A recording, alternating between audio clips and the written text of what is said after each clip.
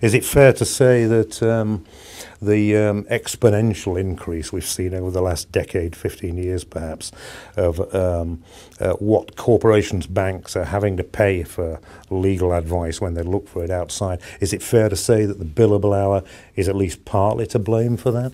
Well, I think the billable hour has a major portion of that, certainly.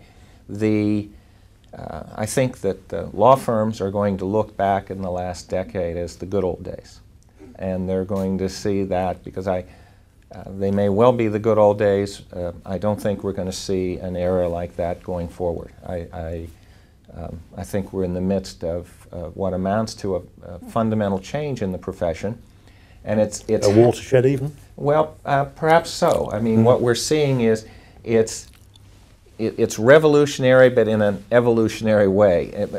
We're seeing incremental changes, but they're happening rapidly, and that's moving. And over the next few years, I think when we will look back and say this was a time of significant change, and the world will be very different. And I think you will see firms, many will have to change their business model. I mean, a number of firms